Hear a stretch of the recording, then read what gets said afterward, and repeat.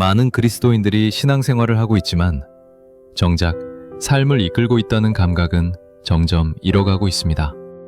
하루는 분주하게 흘러가고 결정은 상황에 밀려 이루어지며 마음은 늘 끌려다닙니다. 신앙은 분명히 있는데 주도권은 없는 상태입니다. 말씀을 알고 기도를 하고 예배에 참여하지만 삶의 방향을 결정하는 순간에는 여전히 환경과 감정과 습관이 앞서 나갑니다. 이것이 오늘 우리가 마주한 영적 현실입니다. 성경은 신앙을 수동적인 상태로 묘사하지 않습니다. 그리스도인은 끌려다니는 존재가 아니라 부르심을 따라 사는 존재입니다. 그러나 영적 주도권을 잃으면 신앙은 반응으로만 남습니다. 문제가 생기면 그때 기도하고 흔들리면 그때 말씀을 찾고 무너진 다음에야 회개합니다. 이런 신앙은 살아있는 것처럼 보이지만 실제로는 늘 한 박자 늦습니다. 영적 주도권이 없는 신앙은 언제나 뒤쫓아가는 신앙이 됩니다. 영적 주도권이란 통제하려는 힘이 아닙니다. 상황을 마음대로 조종하는 능력도 아닙니다. 그것은 삶의 중심이 어디에 놓여 있는가에 대한 문제입니다. 누가 결정하고 있는가? 무엇이 우선순위를 정하고 있는가? 어떤 기준이 선택을 이끌고 있는가를 묻는 질문입니다. 영적 주도권을 잃었다는 말은 더 이상 말씀이 삶의 출발점이 되지 못하고 있다는 뜻이며 하나님과의 관계가 선택의 기준이 아니라 참고사항으로 밀려났다는 의미입니다. 성경은 분명히 말합니다. 에베소서 4장 14절에서는 이렇게 말씀하고 있습니다. 이는 우리가 이제부터 어린아이가 되지 아니하여 사람의 속임수와 간사한 유혹에 빠져 온갖 교훈의 풍조에 밀려 유동하지 않게 하려 함이라. 유동한다는 말은 중심이 없다는 뜻입니다. 영적 주도권을 잃은 상태입니다.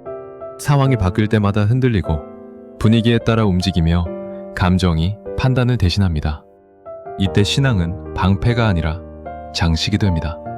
영적 주도권을 잃으면 죄가 반드시 깊어지지 않아도 삶은 약해집니다. 겉으로는 큰 문제 없이 살아가는 것처럼 보이지만 내면은 점점 수동적으로 변합니다. 선택하지 않고 결단하지 않으며 미루는 데 익숙해집니다. 악은 이 상태를 가장 좋아합니다. 무너뜨릴 필요가 없기 때문입니다. 스스로 움직이지 못하게 만들기만 하면 충분하기 때문입니다. 오늘 함께 나누려는 말씀의 주제는 영적 주도권을 되찾으라 입니다. 이것은 더 강해지라는 요구가 아닙니다. 더 공격적으로 살라는 촉구도 아닙니다. 오히려 하나님께서 이미 주신 자리를 다시 회복하라는 부르심입니다. 하나님은 우리를 종으로 부르지 않으셨고 끌려다니는 존재로 세우지 않으셨습니다. 말씀으로 살고 진리로 판단하며 믿음으로 선택하는 존재로 부르셨습니다. 이 서론의 목적은 분명합니다. 무엇이 우리 삶의 방향을 결정하고 있는지를 다시 묻는 것입니다. 지금 이 순간에도 우리는 선택하고 있습니다. 문제는 그 선택의 주도권이 어디에 있느냐입니다.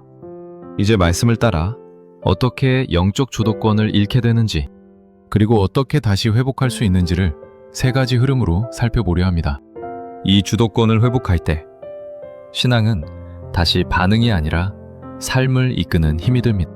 영적 주도권을 잃는 순간은 대개 극적인 배신이나 노골적인 죄에서 시작되지 않습니다.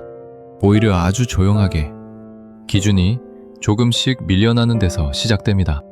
말씀은 여전히 존중되지만 더 이상 첫 자리에 있지 않습니다.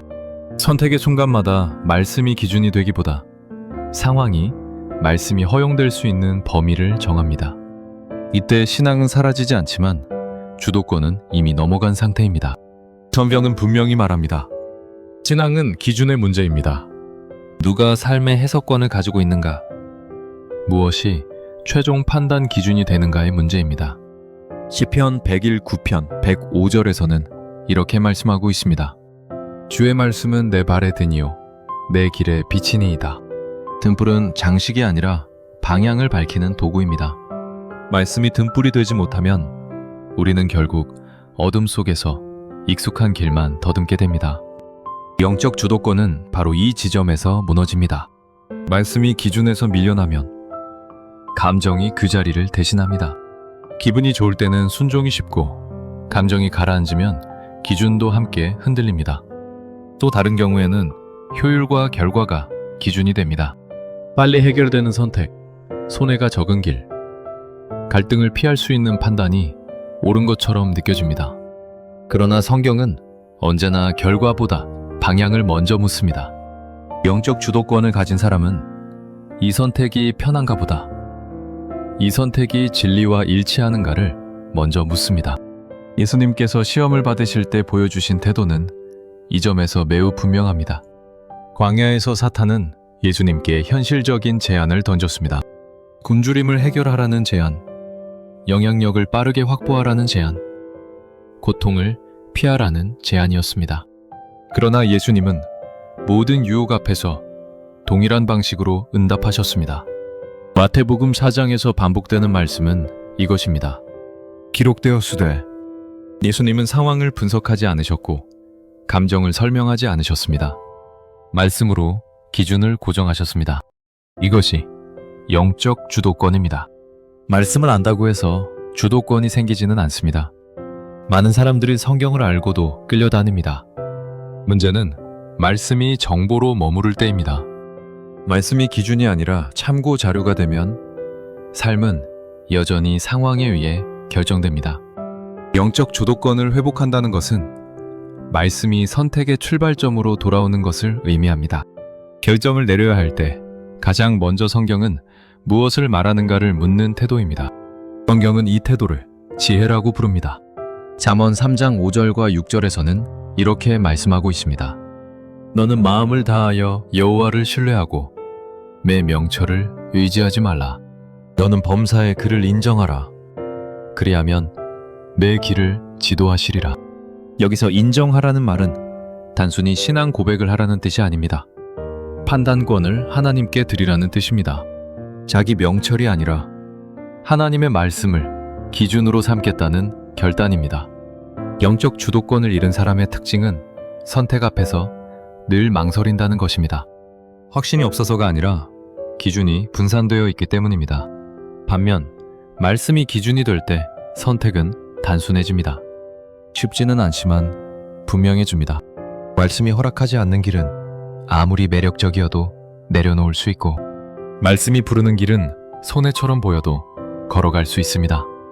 이 단순함이 바로 영적 주도권의 회복입니다. 말씀을 기준으로 산다는 것은 융통성이 없다는 뜻이 아닙니다. 오히려 가장 깊은 자유입니다. 상황에 끌려다니지 않기 때문입니다. 악은 언제나 상황을 흔들어 기준을 흐리게 만듭니다. 그러나 말씀이 기준으로 고정된 사람은 상황 속에서도 중심을 잃지 않습니다. 사도 바울이 고백한 것처럼 고린도후서 4장 8절에서는 이렇게 말씀합니다.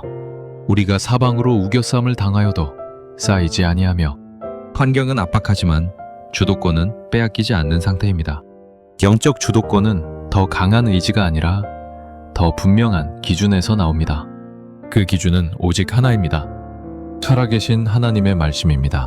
말씀이 삶의 중심으로 돌아오는 순간 신앙은 다시 반응이 아니라 반향이 됩니다. 이것이 영적 주도권을 회복하는 첫걸음입니다. 영적 주도권을 잃는 또 하나의 길은 마음의 운전대를 감정에게 맡길 때 시작됩니다. 감정은 신앙의 적이 아닙니다. 그러나 감정이 기준이 되는 순간 신앙은 방향을 잃습니다.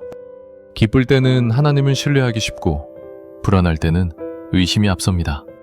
분노가 치밀면 판단은 거칠어지고 낙심이 깊어지면 순종은 미뤄집니다. 이때 신앙은 선택을 이끌지 못하고 감정의 뒤를 따라다니는 반응으로 전락합니다. 성경은 감정을 억누르라고 말하지 않습니다. 오히려 감정을 제자리에 두라고 가르칩니다.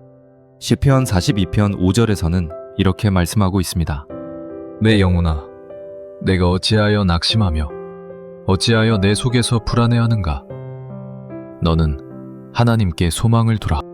이 말씀은 감정의 존재를 부정하지 않습니다. 낙심과 불안이 있음을 인정합니다. 그러나 그 감정에게 결정권을 주지 않습니다. 믿음이 감정에게 말을 거는 장면입니다. 영적 주도권은 바로 여기서 회복됩니다.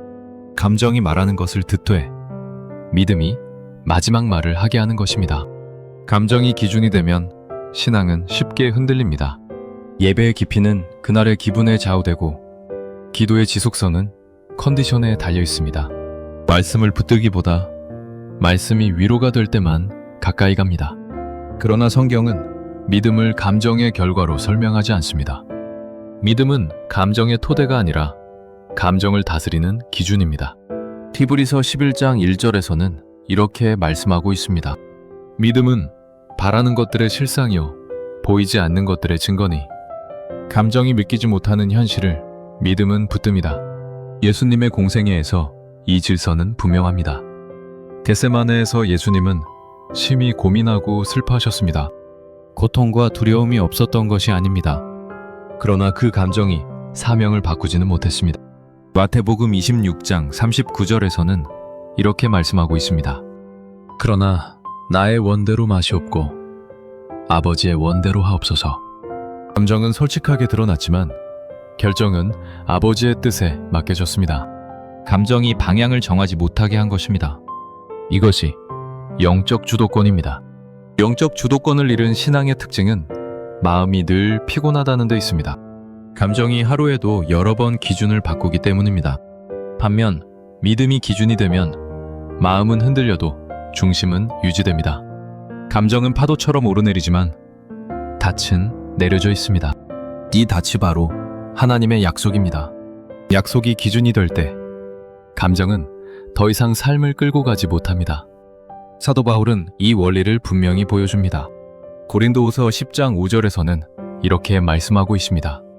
모든 생각을 사로잡아 그리스도에게 복종하게 하니 생각과 감정은 방치하면 흘러갑니다. 그러나 믿음으로 사로잡을 때 방향이 정해집니다. 영적 주도권은 생각과 감정을 통제하려는 의지에서 나오지 않습니다. 그리스도께 복종시키는 결단에서 나옵니다. 감정 중심의 신앙은 즉각적인 위로를 원하지만 믿음 중심의 신앙은 지속적인 순종을 택합니다. 감정은 지금 당장의 해소를 요구하지만 믿음은 끝까지 가는 길을 선택합니다. 그래서 영적 주도권을 회복한 사람은 기분이 아니라 약속으로 하루를 시작하고 느낌이 아니라 진리로 결정을 내립니다. 감정이 올라올 때마다 믿음으로 재해석합니다. 지금 느끼는 것이 전부가 아니다. 이 고백이 마음의 주도권을 되찾게 합니다. 영적 주도권은 감정이 사라질 때 생기지 않습니다. 감정 위에 믿음이 세워질 때 생깁니다. 낙심이 와도 소망을 선택하고 두려움이 올라와도 순종을 선택하는 반복 속에서 주도권은 회복됩니다. 이것은 한 번의 결단이 아니라 날마다 이루어지는 선택입니다. 영적 주도권을 되찾는 두 번째 길은 분명합니다. 마음의 주도권을 감정에게서 빼앗아 믿음에게 돌려주는 것입니다. 감정은 존중하되 지배하지 못하게 하고 믿음이 기준이 되어 선택을 이끌게 하는 것입니다. 이 질서가 회복될 때 신앙은 다시 흔들림 속에서도 방향을 잃지 않는 힘이 됩니다.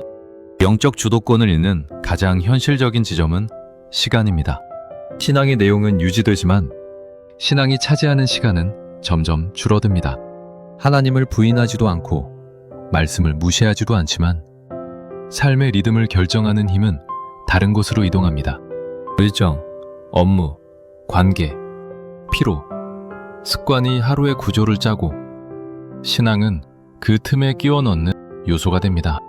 이때 영적 주도권은 이미 넘어간 상태입니다. 성경은 시간을 중립적인 자원으로 보지 않습니다. 시간은 영적 전쟁의 현장입니다. 에베소서 5장 15절과 16절에서는 이렇게 말씀하고 있습니다. 그런즉 너희가 어떻게 행할지를 자세히 주의하여 지혜 없는 자 같이 하지 말고 오직 지혜 있는 자 같이 하여 세월을 아끼라. 때가 악하니라.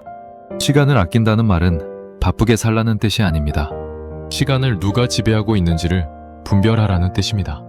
악은 사람을 반드시 죄로 끌고 가지 않아도 됩니다. 시간을 빼앗기만 해도 충분합니다. 영적 주도권을 잃은 신앙의 특징은 늘 시간이 없다는 데 있습니다. 기도하려 하면 피곤하고 말씀을 펴려 하면 급한 일이 생기며 예배를 준비하려 하면 마음이 산만해집니다. 이것은 우연이 아닙니다.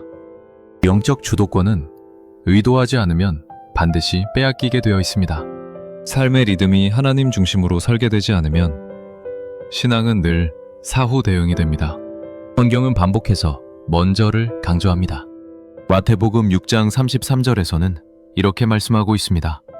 너희는 먼저 그의 나라와 그의 의를 구하라. 여기서 먼저는 감정의 우선순위가 아니라 시간의 우선순위입니다. 하루의 첫 자리를 무엇이 차지하는가? 가장 맑은 시간에 무엇을 두는가의 문제입니다.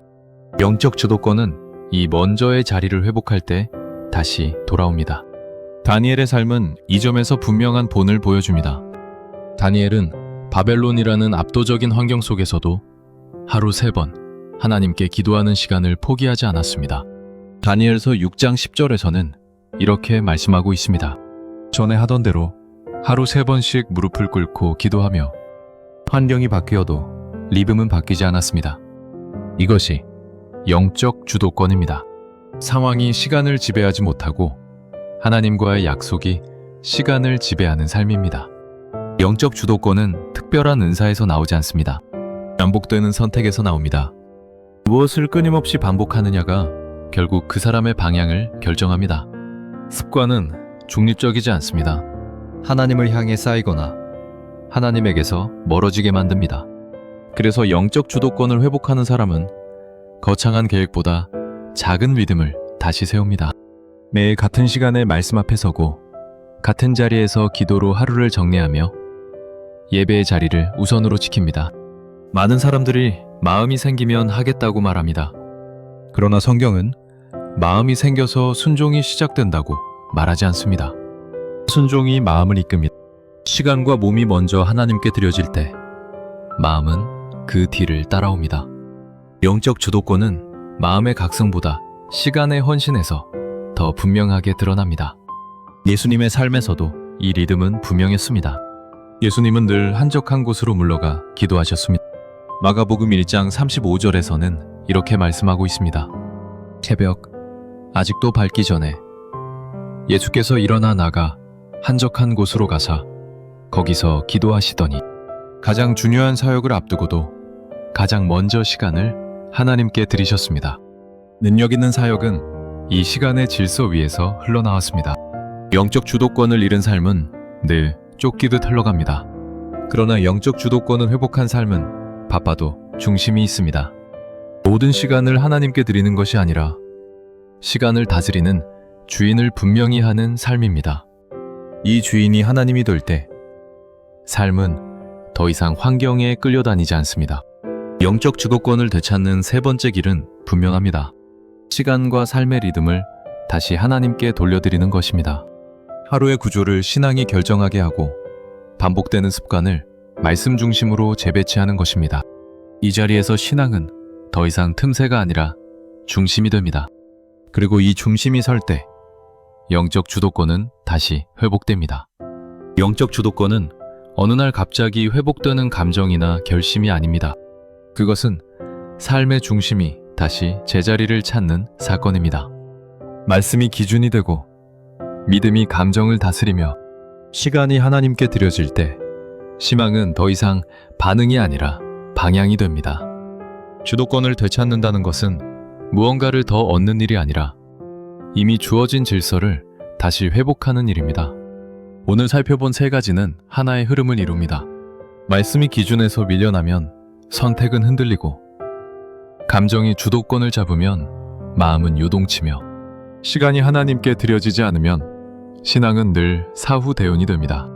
반대로 말씀이 기준으로 돌아오고 믿음이 감정을 이끌며 시간이 하나님 중심으로 재편될 때 삶은 다시 주도권을 회복합니다.